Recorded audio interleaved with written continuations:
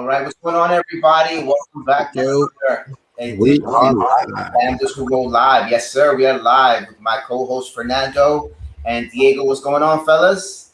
What's going good, on, guys? How's everything? We good. How you guys' week? How's your training?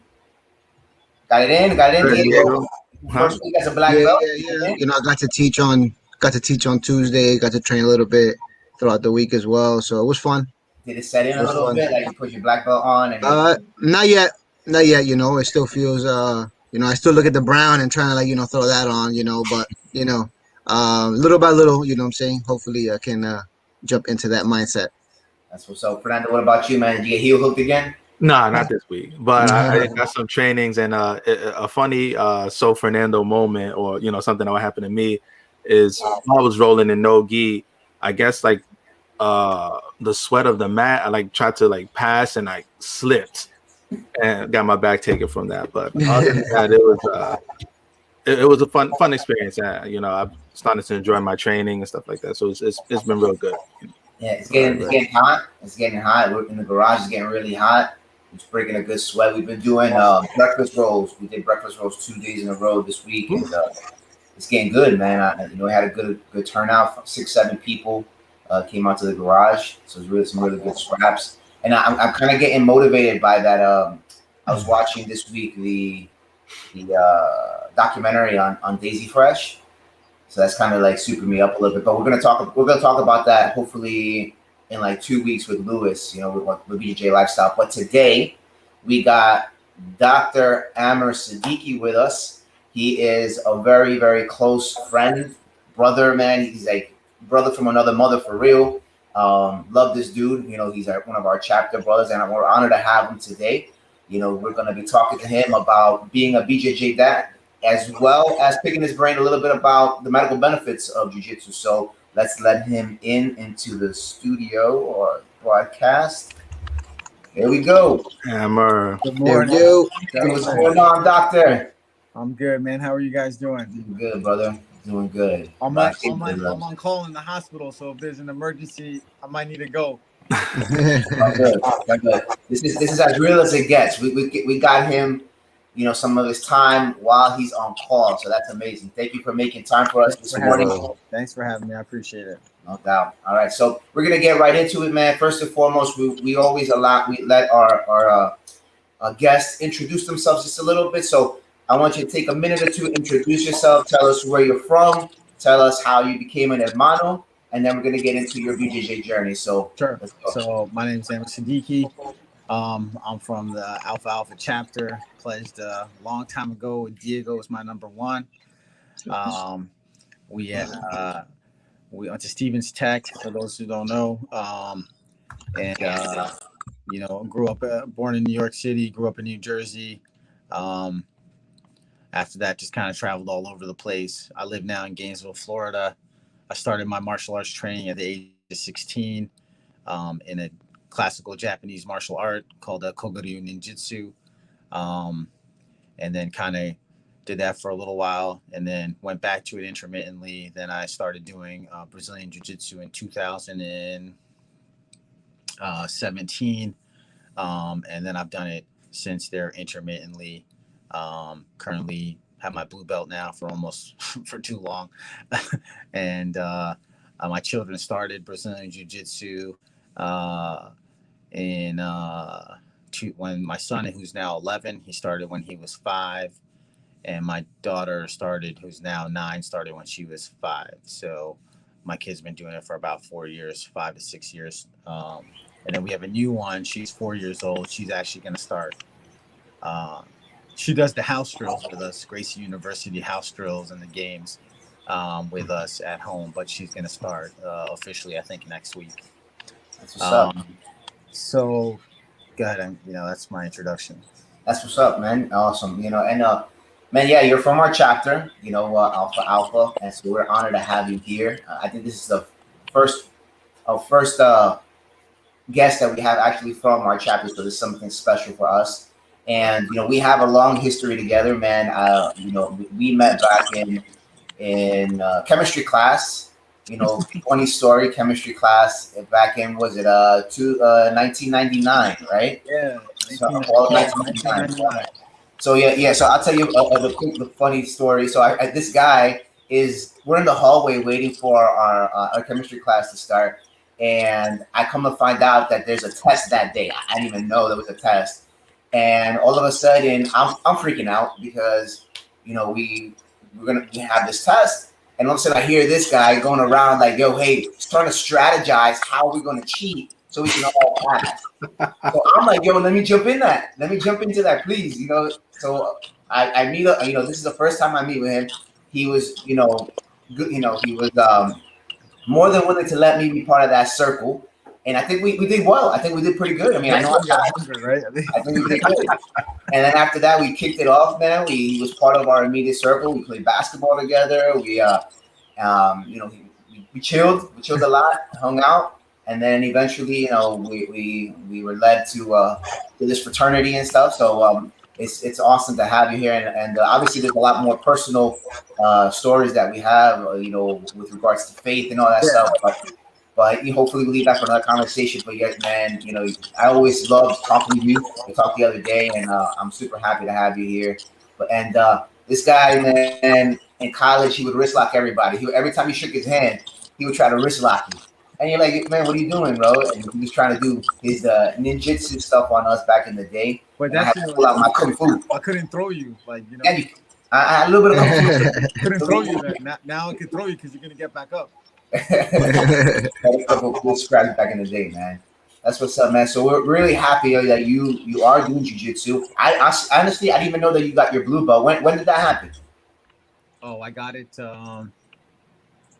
maybe like 2 years, almost like 20 months ago, like 6 months before the pandemic. That in Florida, or were you in Chicago? Florida here. I got in the swamp. I trained at this Brazilian jiu-jitsu school called the Swamp down here. I did Gracie Baja before. They didn't have a school here where I am, so there's a local gym that I go to. That's okay. I mean, I like it. I enjoy it. I'm waiting for you guys to bring the Roll Star BJJ down. Mm-hmm. Man, don't get us excited. Yo, for real, bro. Do that. I got a location. I got interest. No, we're about to have everybody's going quiet. Yeah, we're about to have a little talk then after that. Yeah, we should. We on the beach and train jiu-jitsu. Well, I live a little bit away from the beach, but we can be close enough, man. Alligators. 80 minutes is all right, man. At that point, 80 minutes is okay. No, the beach. We could be at the beach in 40 minutes. That's what's up, man. That's what's up. So yeah, we want to know a little bit today about being a BJJ dad, and this is cool because last week, I'm not sure. You know that we had our LUL open mat. Did you get a chance to take a look? Yeah, at that? We had a good crowd, and one of the questions that came up was, getting your kids involved in jiu-jitsu. Like, how do you do that? At what age is good? So we want to ask you, since you have your children that are training, how did you get them started in jiu-jitsu, right? And what ages, and we want to talk about a little bit about that. So, you guys who know me personally, you know that, like you said, I just grab you and wrist lock you wherever I am. So, man, I started that with my kids, like as soon as they were born, basically. Not wrist locking, but like my son, when he was like 2 or 3, I started playing this game, get my hands off your face, or get my hands off your chest. And, I changed his diaper. I'm like, get my hands off your face. And, he's trying to wiggle his way around and so forth. And so kind of in my household, martial arts kind of been kind of a steady staple in the house. And so doing a traditional Japanese martial arts, I think, helped me recognize what things are important and what things hold street value. And so I didn't want to take away from the tradition, but at the same time, I wanted to utilize and maximize my children's time to give them the good essential knowledge. And when you're young, your body's more flexible, you're more resilient. I played a lot of basketball, and because of that, my knees hurt, like I'm not as flexible as I could have been. And so my children, I felt like, I want to improve like their just overall body habitus. And my son, he plays soccer, which keeps him fit and he can run. And so I think if we add flexibility to that, then, we're going to do well. So so the kids love it, because the thing with Brazilian Jiu-Jitsu is, there's some immediate gratification, right? Like, I preach this statement to people I train with, or to my kids, that basically knowing something is 100% more than knowing nothing. So whether you go to the mat and work on guard pass, or you work on retaining guard, or you do frog jumps, or you do rolls, or you play silly games, so the kids love it. The kids recognize that whatever they learn, when they're able to do it on someone else, or prevent someone from doing it to them, they really love it. And so, and then, gives them a self of confidence that, if God forbid they're in a situation, that they could defend themselves. They have some knowledge to defend themselves. My daughter, she's 8. She's just turned 9. The other day she had me in an arm bar, and she's short, so her pelvis is under my shoulder. And I'm looking at her, and she takes her foot, and she's like, "Don't look at me," and then she flexes. And literally, I thought my shoulder was going to pop out. Wow. And so, and then they laugh, they laugh. So it's fun, and anyone who knows my nature, I'm hard on them too. So, there's certain times when we're training or rolling that, I'm a little probably militant, but, they have fun at the end of the day. And then my thing is, if they go to a school, if they go to a dojo where they train, the important thing is culture. Like, culture of the dojo is really important. If in my experience, I'd rather them learn hands-on from a professor, from a teacher, and be with kids that are there to have fun, than kids that are just trying to win, or a school that's teaching off of videos. So one of the issues where we live is some of the schools teach from video, and I don't personally prefer that. I prefer, hands-on. When you do martial arts, you got to be tactical. It's about being a tactician. It's about perfecting a move and being taught that, and being able to drill it and repeat it. It doesn't matter what you study. You study Krav Maga, you do karate, you do taekwondo, you do kata, any kata martial art. Like, you got to drill, you got to drill, you got to drill, you got to drill. You're not just going to watch a YouTube video, show up to the mat, and think you're going to execute that. That's not how it works. The person I've tried is never going to let you do that. Like, I probably outweigh all you guys, but like, I know Hernan's been training 12 years. You're been training 11 years. Fernand's been training like 5-6 years. Like, I'm not just going to go watch a video and be like, oh, I'm going to execute these on guys that have been doing this every day for years on end. And so my kids, they can see in their own development, they couldn't pass a guard before. Now guard pass is easy.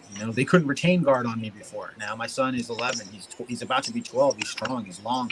He can retain a guard on me. Or like, if he's on top and I try to make him post, he knows where to put his body. He knows how to stay heavy on my chest. So things that like they couldn't do when they were young, as their body develops, as their mind develops, they see the benefit in it. And it's, my wife, she's really supportive, but initially she was like, she doesn't do martial arts, and she recognized now that the knowledge they've gained from it is essential knowledge, that it's part of their youth. It's part of their, like, they're going to carry it forward. This is something that they're going to carry with them 40, 50 years. So, we love it. It takes a lot of time. It takes money. But, at the end of the day, it's my daughter is young. She's 9. I was concerned that, Muslim, and, I was concerned that when she gets a little older, like 11 or 12 or 13, I'm not going to want her rolling around with boys. So I figured from her age 5 or 6 until like 9 or 10, that'll be the age where she can get the opportunity to roll with boys and get a feel of how boys are different than girls. Because probably when she hits 10 or 11, she's not comfortable with rolling with boys either. So, that's another thing that I said, okay, let's start her in Brazilian Jiu-Jitsu early, so that she can get a fundamental basis. And then, she can wrestle with her brother. She can roll with me, to feel what the strength of a man is. But, so so you got to be fortunate to find a good dojo, a good environment. And if you have any religious or, things that you need a hedge for, you should plan for them early. And then I try not to push the kids too much. Like, if she wants to do like horseback riding and jiu-jitsu and horseback riding, are conflicting, then basically horseback riding I know is for 6 weeks. Jiu-jitsu is a constant in the background. So, she'll do horseback riding for 6 weeks so that they never feel that jiu-jitsu is taking away from other things they can do. So that's another approach we've taken. My son plays competitive soccer. He goes all over the state. And so he's, there'll be weeks of soccer where he's got soccer Monday, Tuesday, Wednesday, Thursday, Friday, and then he's gone the whole weekend. And so, jiu-jitsu kind of goes to the back burner. But now it's the off season in soccer. I told him, we're going to do jiu-jitsu 2-3 days a week. So, you got to, like I try to explain to my wife that jiu-jitsu is something that we're not doing for today. This is something they're going to do forever. So if we miss a few weeks here and there to, go on vacation, go visit family, do other recreational activities for the kids, as long as it's. And when you can't drill, there's always all this knowledge you have, right? That you don't need to learn something new. You can do old all the time. Repetition is the mother of study. Even still today, if it's we're doing shrimping, we're doing, stuff you do all the time, so the kids love it, man. And then when you can play with your kids, and I just had a new son, he's 3 months old, and I'm thinking, okay, when he's 10, I'm going to be 50. Like, I'm going to roll around with it. When he's 20, I'm going to be 60. Like, yeah, I got to be able to give him some work, Yeah. So. Man, congratulations. I didn't know that, man. What's his name? His name is Gabriel. So you got 4 now. I have 4. Man, you catching up, bro. Trying to catch up. That's it, man. I'm done. Yo, it's some. What's that? No, yeah, you balance out other activities with your kids.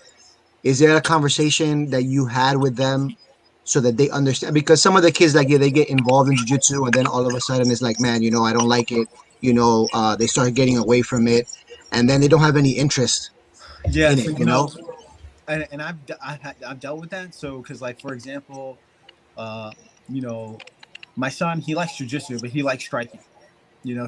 So what I've done is I do Krav Maga, and so what I've done is I bought a punching bag. I bought a punching bag, and then I got gloves and mitts so that we can, we basically spar, and I just, make him hit the gloves, and then I'll go for him, and then, he'll move, get him to move his feet, and then I'll shoot on him. And then he realizes, like, this is how a real fight's going to be. So then he sprawls, and then now the fight converts from a stand-up fight, to the ground. And so, and then he's got gloves on, so it's fun because he tries to take his gloves off to use his hands. And so I'm like, so you see, so I've done that. And then sometimes they just don't want to do it. Like my daughter, last summer, she's like, I just want to swim. That's it. I don't want to do soccer. I don't want to do jiu-jitsu. I just want to swim all summer. So, I mean, I try not to, like, push it. And then during the coronavirus, they weren't having any leisure activities. And the fortunate thing is we live in Florida, so they're playing outside all day long. So then I thought, okay, we'll do the Gracie University online. We did the whole kids course, which, the anti-bullying, and then they have a 36 combat jiu-jitsu.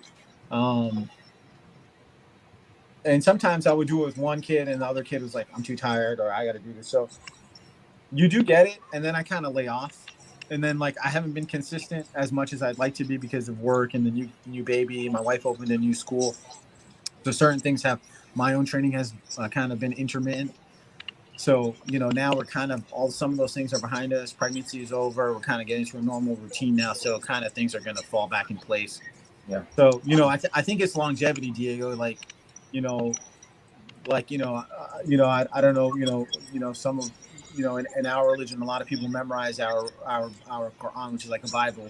And it's kind of a thing that, it's consistent, it's persistent, it takes a long time. So, like you guys are black belts, you know the work it took to get there, the hours, the sweat, the fights with your wife, or the, hey, I can't make it to this thing because I'm got to go here. You guys are driving from Maryland to New Jersey to Maryland, so,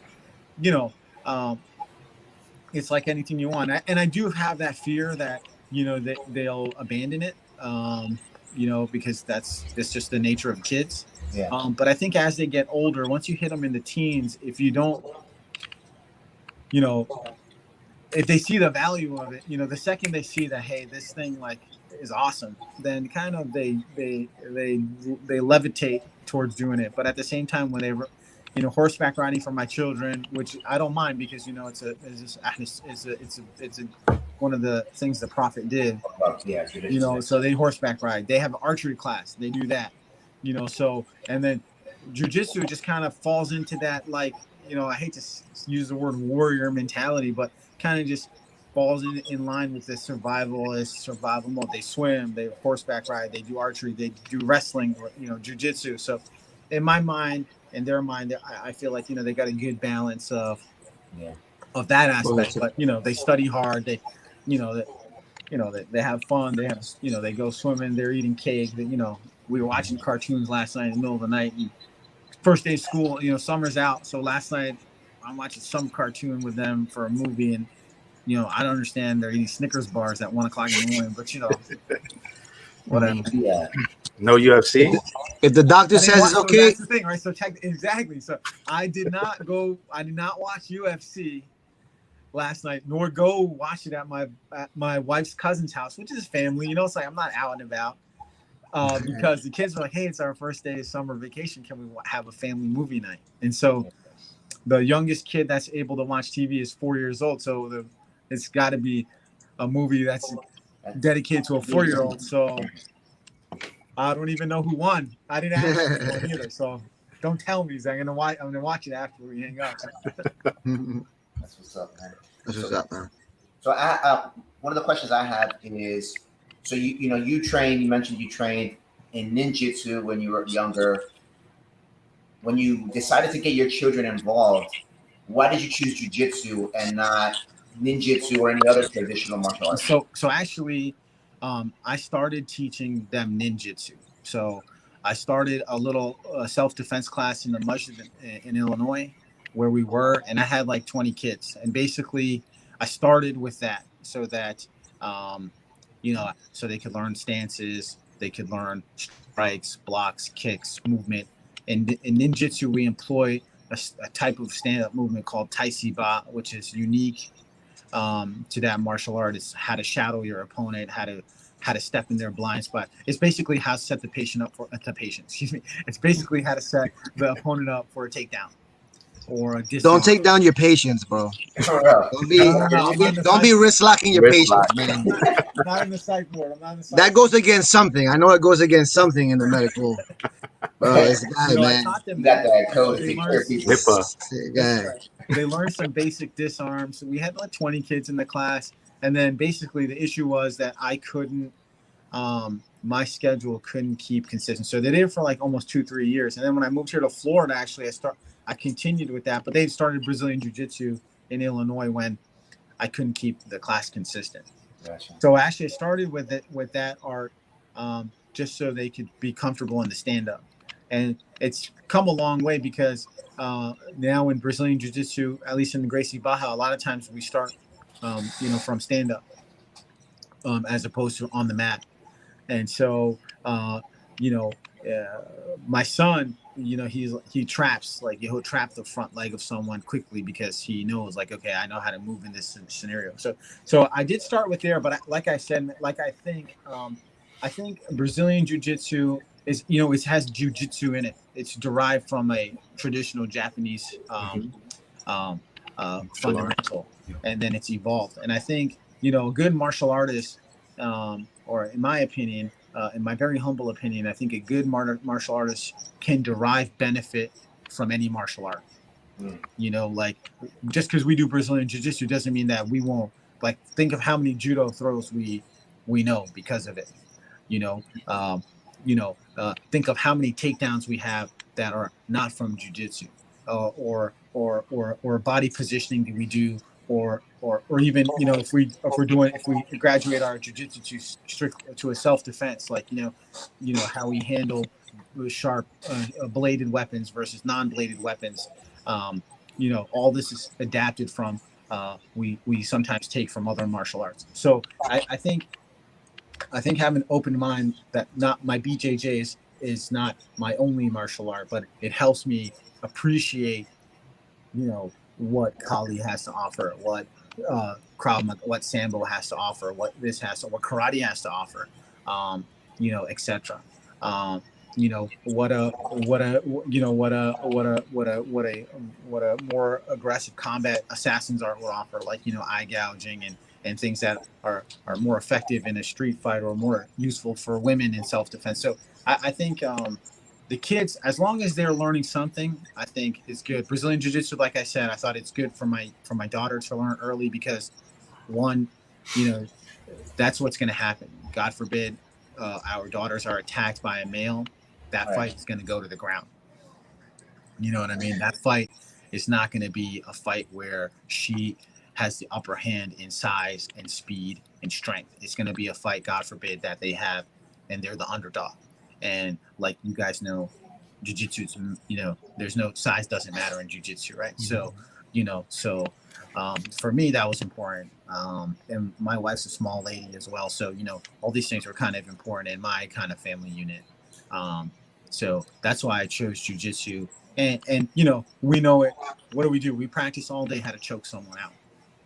They tap. If they don't tap, the next stage is they go to sleep. If you don't recognize they're asleep, the next stage is, something unfortunate. Now, if you simulate that and you practice that and you're responsible with it, you have good training, good understanding, and you're merciful to your opponent, then I think you're going to go a long way. That's why I chose Brazilian Jiu-Jitsu for my children, as opposed to karate or taekwondo or like one of these more, I hate to use the word commercialized because I feel there are some Brazilian Jiu-Jitsu schools that are now commercialized. So, but some of these more like what we are used to as a martial art in the United States. Now, we were in Japan though. We just wear And I think that's a huge difference. I think back in the day, the style of training was a little bit different, was a little bit more intense. I told my brother, a few times we've talked about that I think if a martial arts were to be taught the way that it was in the past, or like if you were to go to that specific country, it would be a very efficient art. You know what I'm saying? Because the type of training, I think now, like you said, a little bit more commercialized. I've seen taekwondo schools, that were, a lot of them are like for the show, like how they do like displays and shows and festivals. So I've seen a lot of that, which obviously for me, within martial arts, it's a little bit strange because you're there for a specific reason, so I definitely do agree on that. Yeah, and people say martial art.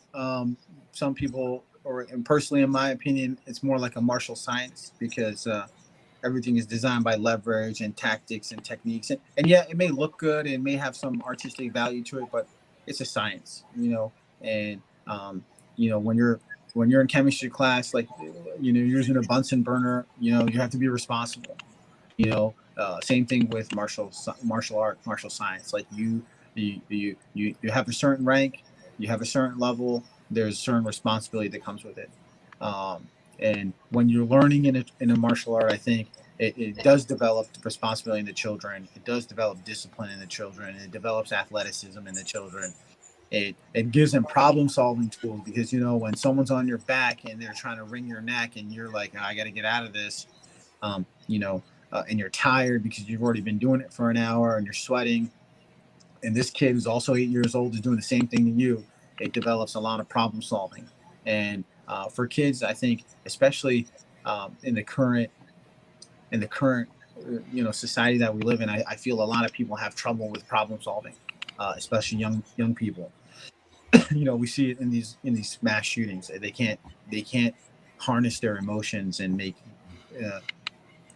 rational decisions. And so if you expose your children, and I feel like exposing them to BJJ exposes them to problem solving, confidence building, allows them to make rational decisions, even to the point where they could say, I don't want to do this anymore because of X, because my braces, every time the forearm goes over my mouth starts bleeding because of my braces. So I'm not going to do this until my braces are out. So, so that's us. In my opinion, if a child says that to me, that's problem solving. They basically recognize that this is the problem.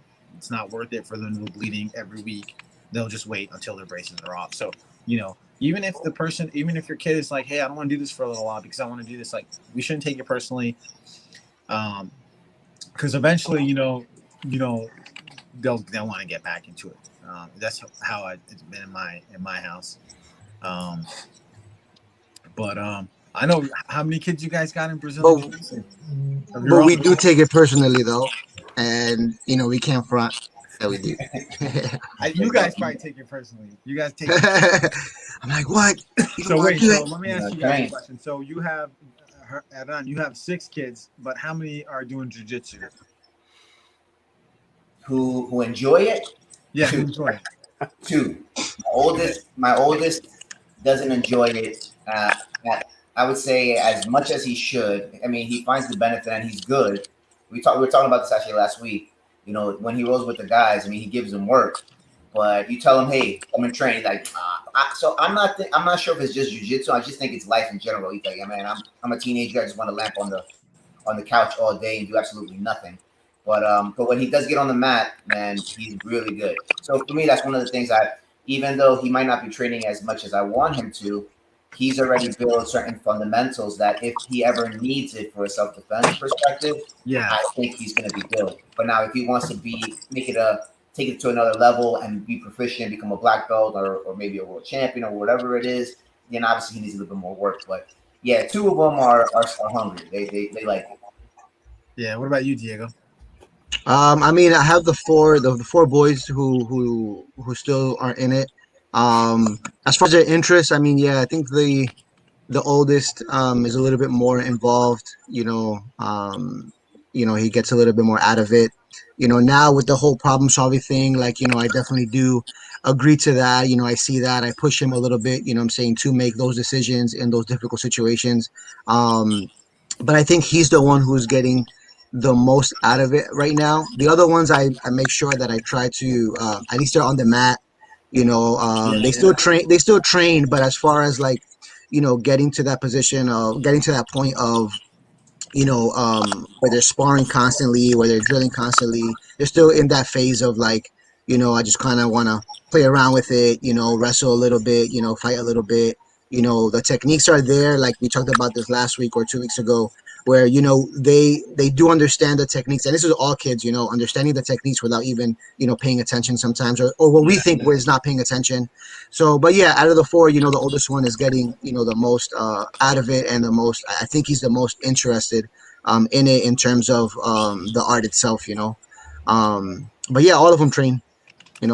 Fernando, you have any kids training? I think 2.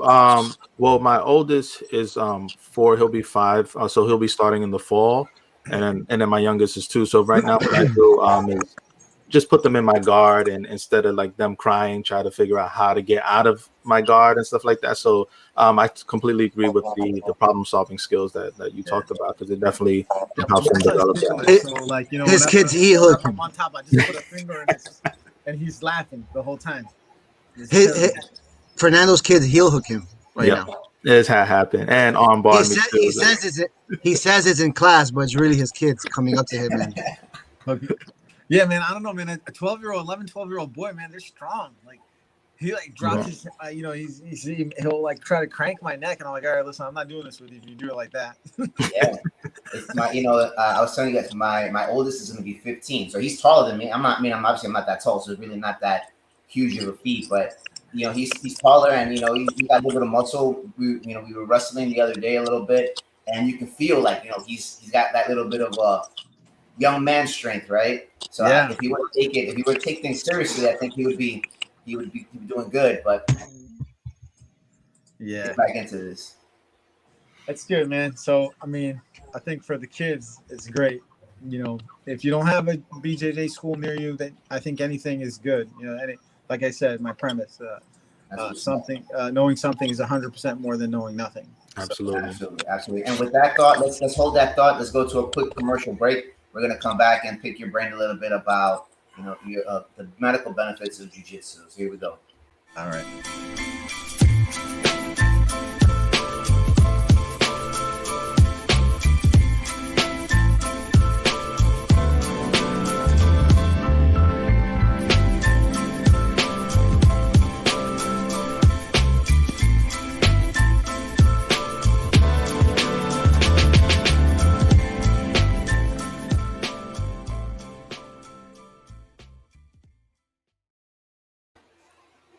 All right, and we're back with Dr. Amr Siddiqui. We just finished talking a little bit about, being a BJJ dad. He shared some gems, as far as kids being in school, training jujitsu, it being a martial science versus a martial art.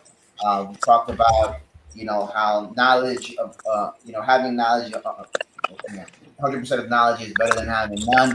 And I mean, there's a lot of good stuff that just came about, and appreciate that. But we want to move on to something a little bit, that hopefully benefits everybody. Is from your perspective, right? You're a medical doctor, which is crazy how you got into it, by the way. This guy was a computer engineer. Called me one day and is like, "Hey, hey, Hernan, if I ever wronged you, I'm sorry. I never, I'm like, where you going, bro? Like, he sounded like he was going to go to war." And he's like, yeah, he's like, I'm going to go study, in the Caribbean. I'm going to become a medical doctor. I was like, wait a minute, you're like a financial analyst on Wall Street, bro. Like, what are you talking about? You graduated with a degree in computer engineering, and all of a sudden he's like, yep, I'm jumping ship. I'm going to become a doctor, which is great. I mean, I think that's a wonderful story to tell people that, what, you write your chapters, right? To an extent, right? Obviously, we have a certain belief with predestination, but at the same time, you also in control of your life, and you can write whatever chapter you want. And you wrote a new chapter, becoming a doctor and medical doctor, not just any medical doctor. You're a pulmonary specialist, right? Pulmonary and critical care medicine. Yeah. All right. So you're it's all about the lungs, and we want to hear from you. Now you train jiu-jitsu. You got kids train jiu-jitsu. You train martial arts all your life. Tell us a little bit about the benefits of martial arts and the medical benefits of martial arts. Well, are there? Let us know. I'm still chubby, But that's all muscle. That's all muscle. No, it's not. Trust me.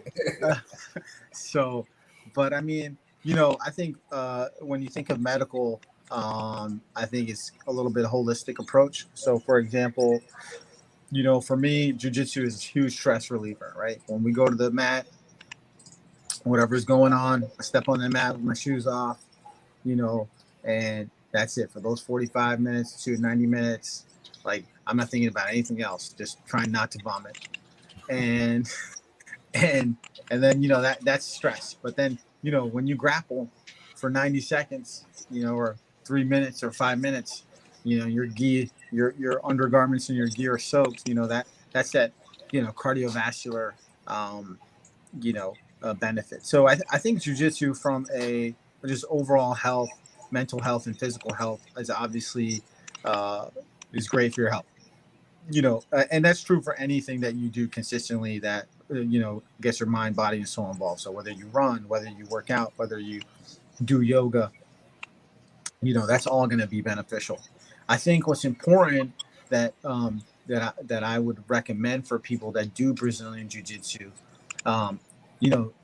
it's a training, right? Training Brazilian Jiu-Jitsu is you're doing one thing to achieve a goal, whether that goal is to excel in your belt level or excel in just your overall ability. And so I think along with doing your jiu-jitsu, you need to do some just general body training. You need to maybe run and do calisthenics or do some weightlifting and do some abs, because you can get injured in jiu-jitsu, obviously. But I think to help prevent yourself from getting injured, you probably need to do some other kind of exercise a couple of days a week to avoid injury. Because once you're injured, you have to recover, and the better way to recover is if you're already in some standard of fitness. Obviously, the more fit you are, obviously, I don't know if people recognize the benefit, but for me, I quickly recognize if I run a few times a week and go to Brazilian Jiu-Jitsu, then I'm less exacerbated on the mat, as opposed to if that week I just ate Cinnamon Toast Crunch, all day long, and then went to jujitsu. So, I think, some jujitsu and some fitness help. From a mental health perspective, I think, for people who have anxiety or have a lot of stress, it's like it's an endorphin release. It's definitely a mental health booster. It's a confidence booster if you're a woman, and you're looking for a good way to, maybe you have some, or a man, you've had some assault, you've been assaulted in the past, or you've had some PTSD that you walk around with that you didn't even know you had. This may help you benefit and help you overcome those kind of emotions that you may have, either recognized or unrecognized. It's and that's kind of the thing. And I think a lot of people think the fad of Brazilian Jiu-Jitsu is from MMA. Like the whole MMA world is taking over, and now everyone does Brazilian Jiu-Jitsu. But it goes back to the premise that people were doing martial arts before MMA, right? People were doing karate, taekwondo, kung fu, other Japanese martial arts, and Korean and Chinese martial arts, and they've all shown benefit, right? Historically, Chinese martial arts, Tai Chi, Japanese martial arts, Aikido, they all channeled the patient's energy. It wasn't just physical; it was mind, it was body, it was soul, and they were used to implement not just techniques, but also to implement health and wellness. And so, it's like anything that people do for themselves, right? If you do something for yourself, eventually you're going to see the benefit of that, whether it's you pray or you work out or you study or you work hard to have your business proliferate. So, if you put in the effort, be safe. The way you can be safe is, train in a good dojo with people you trust, eat healthy, obviously, because what you eat, what you put in is what you put out, right? Like if you're putting in good food, and fruits and vegetables and etc., you're going to be, I have a sweet tooth. So the killer for me is if it actually, Cinnamon Toast Crunch. What's that? Cinnamon Toast Crunch. You know what? There's it's not a bad option. Cinnamon Toast Crunch is not a bad option, but I'm like, I could dog like 5 bags of Famous Amos chocolate chip cookies, like, during this conversation. And the only reason I didn't do it is because you guys are seeing my face, but and then we'll judge you on that blue belt. He ate 40 Chick-fil-A chicken nuggets yesterday. He's talking on the phone. That wasn't me. That was for the kids. He had the biggest bag from Chick-fil-A I've ever seen. Yo, he's always at Chick-fil-A, bro. He's not me. He's the kids. That's all they do, bro. The kids. Breakfast, where you at, Chick-fil-A? Lunch, Chick-fil-A. What do you want for dinner? Chick-fil-A. Yeah. Around the corner, might as well. It's around the corner. It's around the corner, man. That's that spicy chicken sandwich is delicious. I thought you said it for the kids. This is the plug for Chick-fil-A. If Chick-fil-A is watching, I know, right? You can sponsor us anytime. But anyway, I mean, I think it's important, and I know, like we train, and you have guys that are, you have big guys in the gym, and when I mean big, I don't mean like buff. I mean, there's sometimes obese gentlemen in the gym, women or men, over a course of a year or two, you notice that, hey, they dropped 30, 40, 50 pounds. And when you ask them, hey, how'd you do it? I think jiu-jitsu motivated them not only to eat better because they started and they're sweating and they're losing weight just having some activity, but then they recognize, hey, the more fit I am, the more fitness I have, the better I am at this martial art. And so I think for people who are looking for, at the new, everyone has a New Year's resolution. I'm going to lose weight. I would recommend that anyone who wants to lose weight and learn how to defend themselves, join a Brazilian Jiu-Jitsu class. You'll see the benefits right away. After the first class, you'll recognize, I have one of my coworkers, this guy right here, his name is Justin. He just took his first, he's new to the club. He just took his first 4 jiu-jitsu classes. Oh, wow. Nice. Division 1 baseball player, 210 pounds of muscle, and he's like, I can't walk. So, that's a testament to the game, and so, no matter what your level of fitness or athleticism is or health is, there's always someone who's going to be better than you, faster than you, stronger than you. So, if you just work towards your goal, whatever it is, even if it's a small goal, it'll get you there. For me, Brazilian Jiu-Jitsu is I'm constantly injured. Like it's like the story of my life. Just injured all the time, and you just fight through it. Whether it's a knee, whether it's a shoulder, whether it's a chipped tooth, whether it's your fingers. Our fingers. For me, I try to avoid injuries to the finger to my fingers because I need them for work. But I play basketball. I'm playing in a competitive league. I broke my index finger. I dislocated my index finger 2 weeks ago. So, the health is just, I don't know. I love it, man. I love Brazilian Jiu-Jitsu. That's it. That's the bottom line. So it's great for my health and wellness. And I know Hernan. I see the pictures, but he still looks the same, little pudgy little Hernan, even though he's a black belt. It's funny. You eat a lot of Chick-fil-A, bro. I don't eat a lot of Chick-fil-A, but unfortunately, I'm 40 years old and the metabolism has gotten a lot slower. And I do agree with the medical benefits. I mean, obviously, for me, when I started jiu-jitsu, I'm about 5'3", 5'4". I was about 205, and wow. I had a lot of weight when I came back from Egypt, right? So when I started jiu-jitsu, when I started martial arts, restarted martial arts, I quickly lost. I went down to 150, 155, and I was competing, in the light featherweight division. I think it was 148, right, with the gi. So I was really light. But injuries, like you said, man, broke my shoulder, my clavicle, my AC joint, meniscus tear, and those things. When you can't do anything, you're just doing physical therapy. You kind of gain weight. So I've gained. I mean, I think I have a significant amount of muscle mass, but I just can't lose that muffin top, man. It's just that muffin top. But you know what? I like being a little heavy because now I have a lot of pressure on top, man. I'm sure you're probably like a got my speed, but if I'm passing your guard, I'm on top. But you're getting me off, man. I'm just gonna bite you, man. Yeah, do a little Mike Tyson on me. That Krav Maga. That Krav Maga. I'm gonna put my finger all the way through your eye. That dirty jiu-jitsu. That dirty jiu-jitsu, right? Hey, man, but yeah, man. Yeah, I got a little meat, but it works well with my jiu-jitsu. I'm still hanging with the big boys and stuff, and I hang out with can do my thing. But I definitely do have to add a little bit more cardio workout to try to just shed a little bit, especially as you get older, especially with knee problems, meniscus tear and stuff. It does play a role. But yeah, man, I do agree. And let me interject to that point. If you do have an injury, like a shoulder or a knee, like I have a meniscus tear, I got to ride the bike. I got to do quadricep exercises. I got to strengthen the muscles around that joint to improve that joint.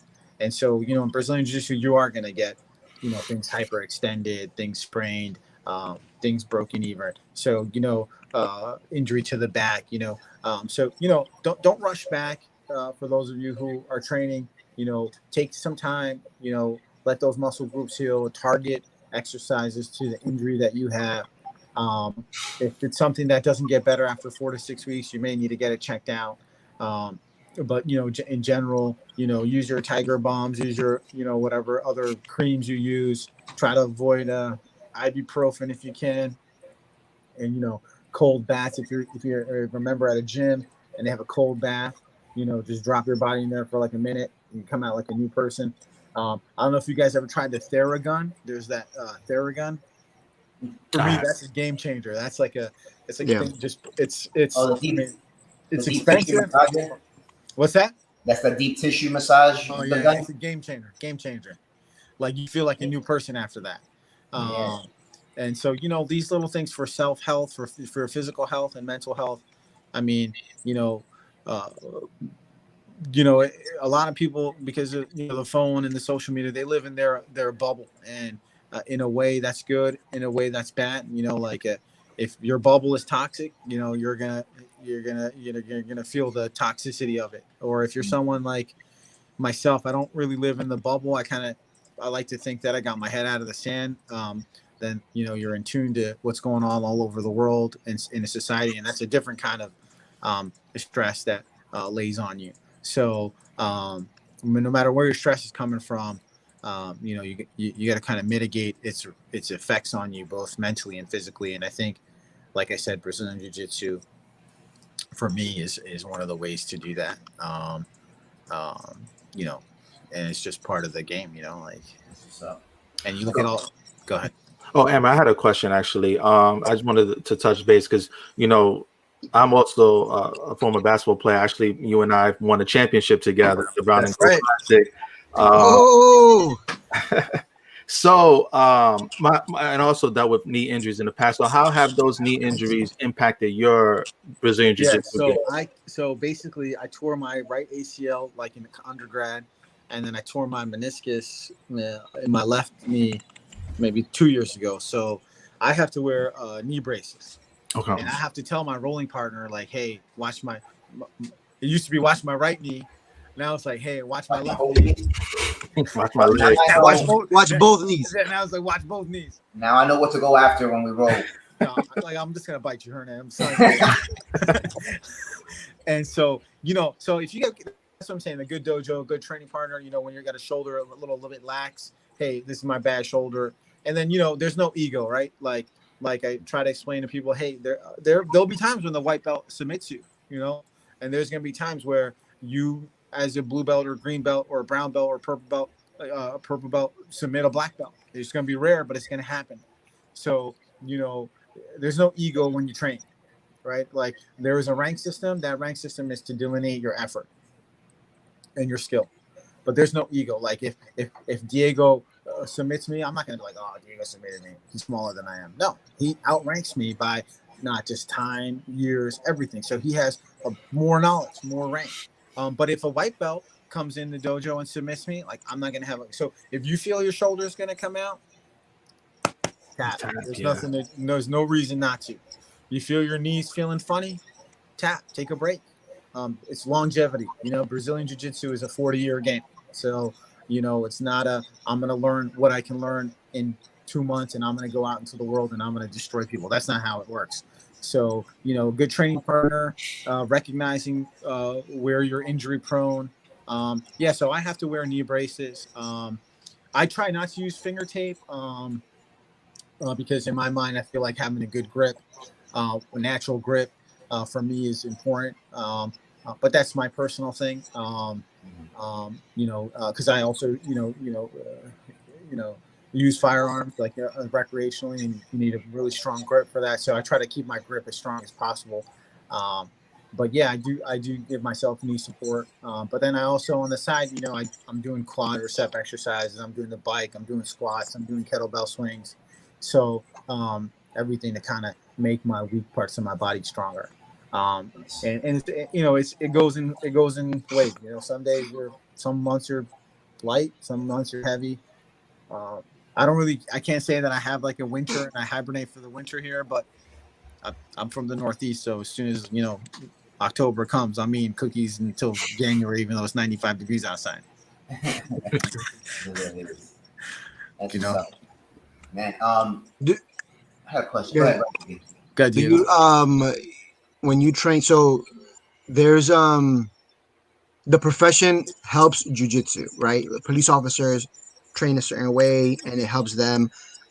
Medical doctors, like for example, we just had Dr. Justin Rios here training, and like, you know, he'll train probably in a certain way, you know, because of his knowledge, you know. So do you feel like it has also helped you translate that, or even back and forth, you know, jiu-jitsu to medicine? And I mean, you know, I think I've moved away from heavy weightlifting and stuff like that to calisthenics and cardio. I think that's how the body just, I don't know. I feel like I'm playing a lot of basketball, so I've been trying to get in cardio shape. But for me, it's not. I hate cardio, but you know, I feel like for me, that's my thing. I got as heavy as 238 pounds. Right now, I'm 208. You know, so and probably my ideal weight is probably like 180 pounds. But I haven't seen 180 pounds in as long as you've been training Brazilian Jiu-Jitsu, you and your brother combined. So. You know, I don't think I'm going to hit that. So for me, 200 pounds would probably be my ideal, like, realistic weight, you know, without me having, you know, killing myself. So, it translates. And like I said, there's some days, some months that you're training 4 or 5 days a week because you have the time or you have the spirit. And sometimes you're just going once a week because you don't have the time or you don't have the motivation. So I think, it translates into my health and wellness, but sometimes it doesn't. So, and at the end of the day, you got to be a realist, right? If you're someone who is in sales and marketing and you're working 16 hours a day, 85 hours a week, and you got to go on dinners with clients to restaurants and etc. And you're only training on Saturday mornings, like, you may not be able to do that. And if you're someone who works from home and you're done with your day at 3 p.m. and you don't have any kids, like, you can train, you can work out basically the whole evening every day. So it kind of just depends where you are in life and what you're doing. And I think, but as long as you find some window to supplement your training and eating well, I think eating well is important. Yeah. So for me, it doesn't so much because, even before I was in this career, we're athletic, we went to engineering school, but we were in the gym, in the Schaefer Center more than we were in the classroom or the library. Unfortunately. Yeah. So, but we've graduated to where we are now in life. So I think, that's kind of part of our innate like makeup, right? Both you, I know Hernan and Diego were both doing martial arts in Union City, and then I think Fernando's first martial arts experience was when we pledged him, right? I like that. I always threaten him with that stuff now to get him to open mats. I think you were first to realize that, hey, there's violence in the world. That's hilarious, man. It's not all pretty, it's not all two earrings in the hat you used to wear, looking fresh.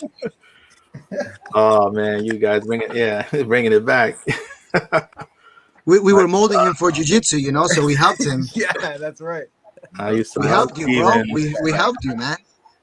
Yeah, you guys did. Yeah, definitely. We got you ready for the future. Me and my line brothers, we love Stevens. See how he says that? See how he says it? We love Stevens. That's what's up, man.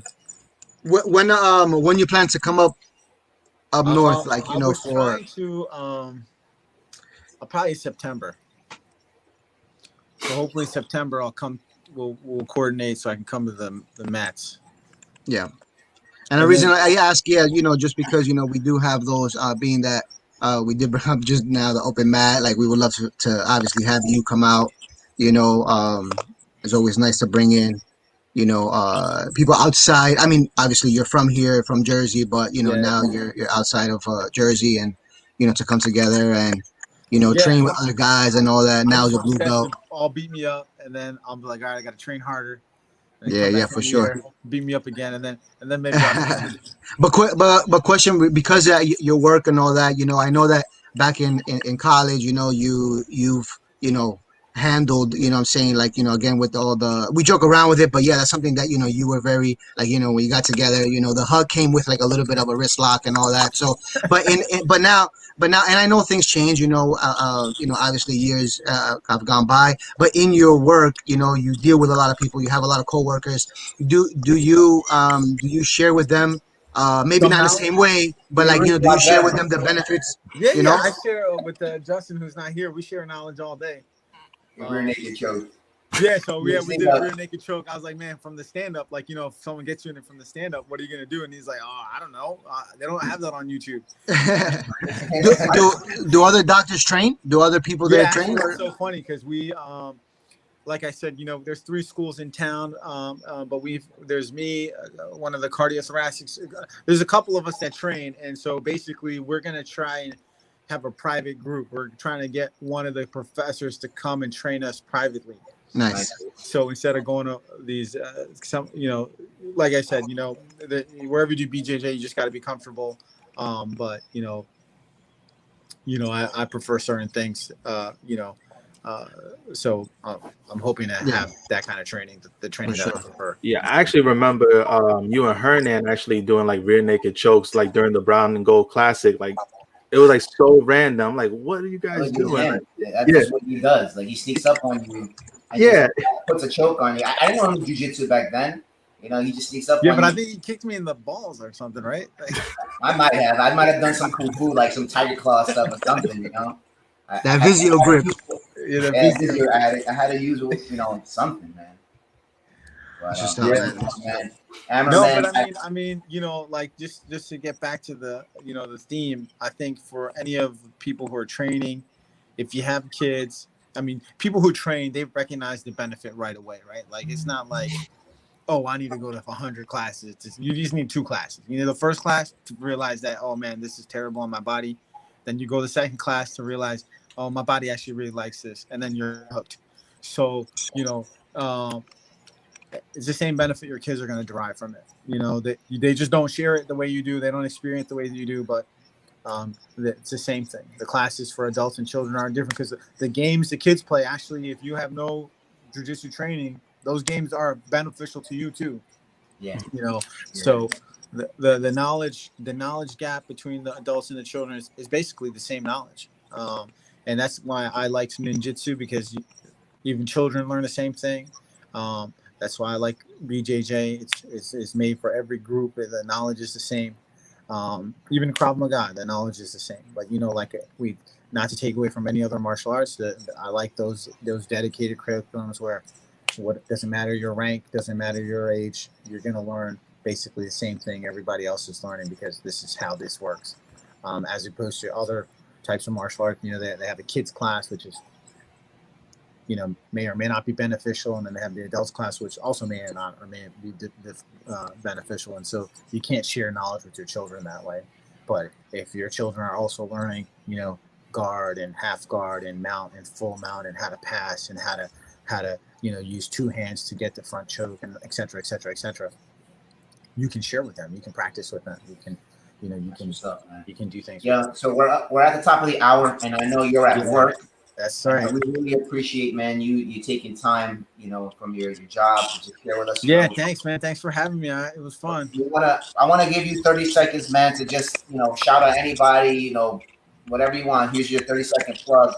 What do you got to say, man? Well, I want to thank La Unidad Latina Lambdas Fraternity Incorporated for, you know, having us have a good brotherhood, and you know we're still talking to each other 20 years later. It's 20 years now, right? Yeah. And I want to thank you guys, you know, for staying with BJJ, achieving what you've achieved, sharing your knowledge with all those people in the community, both in the fraternity and outside the fraternity, like in Diego's school. I know that Ahmed and Ziad, like some of my really good friends, also go there. You know, they're waiting for you. They wait. I know they're waiting like, for you, bro. They're waiting to kill me. I don't know, man. They're getting pretty good. I know, they're waiting for me. I know that. I can feel them breathing on me. And so, you know, I want to thank them. You know, I just want to shout you guys out for doing that, because someone, you know, who takes knowledge from other people constantly, you know, recognizes when people open-heartedly give what they know out. And then I want to thank, obviously, my kids, man. My kids keep me motivated, keep me young. And you know, my wife too, you know, but, you know, the kids, you know, they keep me sharp, and alhamdulillah, you know, for all those things. And, you know, obviously, you know, I thank God, obviously, because, you know, he gave us the insight and the knowledge to benefit from what he's provided us on the earth with, whether that's, you know, friendship, brotherhood, Brazilian Jiu-Jitsu, health. So, you know, all those things are important. You know, people don't realize I'm the coronavirus doctor. You know, my patients are the ones on the ventilator. They're the ones that, you know, can't have visitors, you know, die alone in the middle of the night because they have a virus that no one can get. And so, you know, it makes you humbled and grateful at the same time. So, just keep that in mind. So, you know, if wherever you live, if they're still doing social distancing and wearing masks and etc., just try your best. Or if you're, you know, not vaccinated and don't have any, you know, qualms, try and do what you can. Whether if you don't want to get vaccinated, then maybe wear a mask. And if you can get vaccinated, probably still wear a mask. But you know, God willing, this will get put behind us, and then we'll be back to normal soon. And Yeah, man. I mean, I just wanted to personally say, man, it was beautiful seeing you, man. I really appreciate, you coming on and take the time to talk with us. I'm looking forward to having you, up here, what I'm saying, very soon. Man, I still remember, those dinners that we had at your family's house, man. And honestly, bro, I haven't found any authentic, dishes like that, bro. So, we gotta get You that gotta in, have me over. we gotta get that in.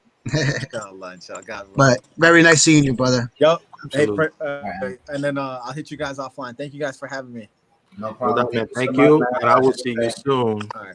Peace out. All right, brother. All right. Yeah. Yeah. All right, man. That was Dr. Amr Siddiqui. We thank him so much for sharing his time. And you guys saw him; he's in the hospital working, but took some time to just speak with us and share with us some pretty good knowledge as far as children's jiu-jitsu and just overall, man. It was amazing. Let's wrap this up. Diego, a few words. You're on mute. You're on mute. Nah, man, it was a great session. I had lots of fun. Looking forward to the next one.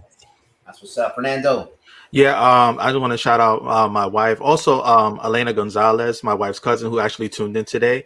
She had a question. I didn't get a chance to get into it because we were like wrapped up into, but she wanted to talk about like having a kid that's like high functioning in autism. How do they get them started into Brazilian Jiu-Jitsu? So, I don't know if we wanted to talk about that.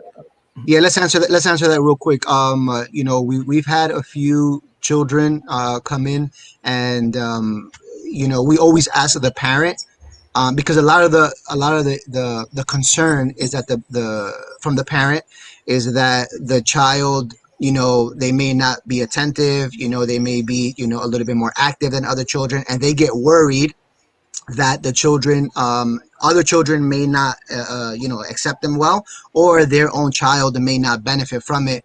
And we actually encourage them to first make sure, to actually try it, because it's intense anyway, so it may be a good way for them to actually exercise their energy and get that out. So we actually encourage them, but at the same time we also encourage and advise the parent to be involved a little bit more, because the attention is going to come initially. Some of the connection is going to come from the parent. So for me personally, I always want to make sure that the parent is a little bit involved, is somewhat, we communicate with each other as to what the child needs. I feel like jiu-jitsu is a great opportunity, and just depending on obviously the level. I'm not in that medical field, so I really don't know, but I feel like the family and the parent, they play a big role in that. I do feel that then the instructor has to have patience, has to have concern and understanding as to what's going on, and probably give them a little bit extra time in terms of just to explain things a little bit more. But as long as they feel comfortable, as long as they can play, as long as they feel like they can benefit from the time there, it shouldn't take them away from trying jiu-jitsu, and that's hopefully in brief, but we can definitely talk more about it, what I'm saying, later on. Absolutely. And shout out to Leo Ventura. I hope to see you on the mat soon. That's what's up. And I just wanted to make a quick shout out, whether he hears it or not. I mean, I think this was super cool, to Brandon Moreno. First Mexican-born UFC champ. He won the title last night, submitting Figueroa with a rear naked choke. I got a little emotional watching him and react, because I've seen him come up from the Ultimate Fighter, and just hearing the story. Super cool guy. I mean, following him on social media, and just you hear the comments, what other people say. They love this kid, and he fought a heck of a fight. His jiu-jitsu was really good. His transitions, his scrambles were amazing, and he got it. He did it last night. So whether you're listening to this or not, man, we want to congratulate you. From Congrats. us Latinos, man. Right. It's super important to have some representation, and we're happy that you're representing at the highest level as the UFC champ. So congratulations to Brandon for that. With that said, we sign off. We went off a little, but it's all good. And we'll be back next Sunday. All right, guys. Have a good week. Para siempre. Get some Siempre, training in. everybody. Para siempre. Us. Peace.